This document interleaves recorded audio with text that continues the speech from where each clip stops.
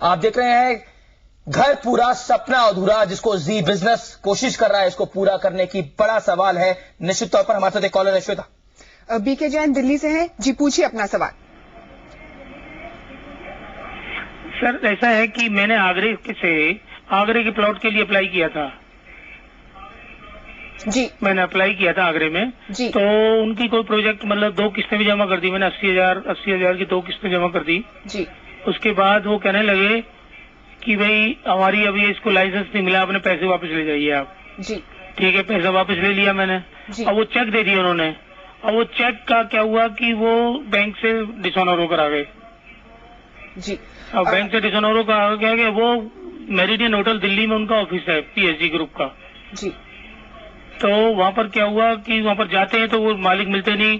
वहाँ को 2-3 एम्प्लॉइज बैठा रखे हैं, तो हाँ जी अभी देंगे ऐसे ही मतलब करते जा रहे हैं। मतलब बिना बात सब परेशान कर रखा है। मतलब कोई पेमेंट 3-3 महीने हो गए, वो चेक डिसऑनर हुए पड़े हैं।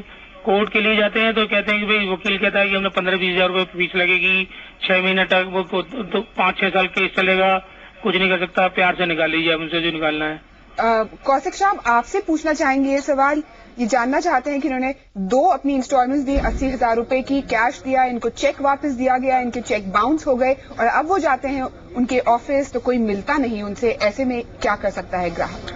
देखिए, इसमें जहां तक इनका चेक बाउंस का सवाल है, ये इमीडिएटली इसके लिए क्रिमिनल केस कर सकते हैं और क्रिमिनल केस में इतना टाइम नहीं लगता है जितना इनको किसी वकील साहब ने बताया। मैं डिनाई नहीं करता, थोड़ा सा हमारा जो जस्टिस डिलीवरी सिस्टम में डिले तो होता ही है, लेकिन इतना डिले नहीं है। जो 138 के केसेस हैं उसमें इमीडिएटली इनको रिलीफ मिलने के चांसेस है 138 में ही जाते हैं। तो इसमें क्रिमिनल केस होता है, उसमें जो भी सिग्नेटरीज हैं उनके अगेंस्ट कार्रवाई होती है जी। क्रिमिनल केस दर्ज करवा सकते हैं, लेकिन ऐसी नौबत आई क्यों मेहरोत्रा साहब कि एक कंज्यूमर को क्रिमिनल केस करवाना पड़े? क्या किसी तरह का कोई कानून नहीं है जो ऐसे बिल्डरों और ऐसे लोगों के खिलाफ लड़े? देखिए, मैंने पहले भी कहा, मैं फिर यही बात कह रहा हूं कि कंज्यूमर को ये बहुत जरूरी है कि वो इन्वेस्टमेंट करने से पहले या घर खरीदने से पहले या प्लॉट खरीदने से पहले बिल्डर के बारे में जानकारी जरूर करे।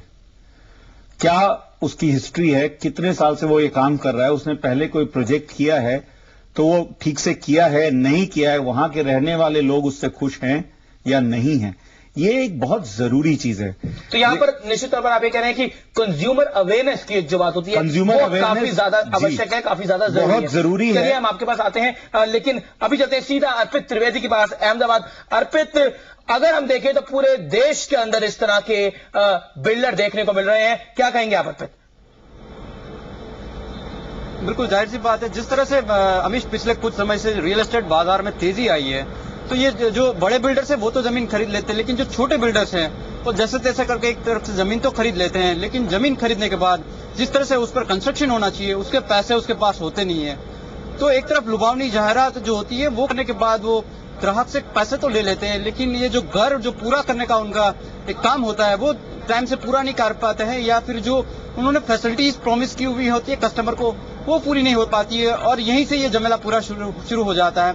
अहमदाबाद में कुछ किस्से ऐसे बने हुए हैं अमीश कि जहां पर घर आधा अधूरा बना हुआ है, टाइल्स भी अभी लगी नहीं हुई है और पोजीशन देने की बात आ चुकी है कि आप पोजीशन ले लो, जबकि टाइल्स घर में नहीं लगी हुई है, पेंट्स नहीं है, घर पे पानी की कोई व्यवस्था नहीं है। तो ऐसे हालात में जो कस्टमर है वो किस तरह रह सकते हैं अमीश? जी निश्चित तौर पर अर्पित, घर में टाइल्स नहीं है, पेंट नहीं है और कई जगह तो जो किचन में स्लैब्स लगी हैं वो भी नहीं है, कई जगह पाइप नहीं है। इतनी बड़ी परेशानियों के बीच आम आदमी कैसे रह सकता है? बड़ा सवाल, बड़े मुद्दे का सवाल। आपका जो घर का सपना होता है, निश्चित तौर पर कहीं ना कहीं ये बिल्डर उसको अधूरा छोड़ देते हैं। सीधे चलते अमित पालित के पास, वहां पर जयपुरिया ग्रीन्स के बिल्डर, जयपुरा ग्रीन जो बिल्डर है उनसे जुड़ी कुछ परेशानी है। अमित, अगर हम देखें वहां के लोग शिकायतें कर रहे थे कि वो मैनेजमेंट के पास जाते हैं जो सीधा जवाब नहीं देते, आखिर अब वो क्या कर रहे हैं? क्या उन्होंने कोर्ट में जाने का मन बना लिया है? देखिए, यहाँ पर जो जयपुरिया सनराइज ग्रीन जो प्रोजेक्ट का नाम है और इसमें जो अलॉटीज हैं, इन्होंने मिलकर अपना एक ग्रुप बनाया है, जो कमेटी है जो कि लड़ रही है अपने हक को लेके, और साथ ही इनमें कई उनके लोग हैं जिन्होंने अभी कंज्यूमर कोर्ट में भी इसको लेके केस अभी किया है। लेकिन सबसे अच्छी बात है कि इन्होंने अपने जो कमेटी बना ली है, एक तरह से हम कहें तो सब एकजुट हो चुके हैं, और जब वो एकजुट हो जाते हैं तो हमेशा आप जानते हैं कि कुछ ना कुछ हल जरूर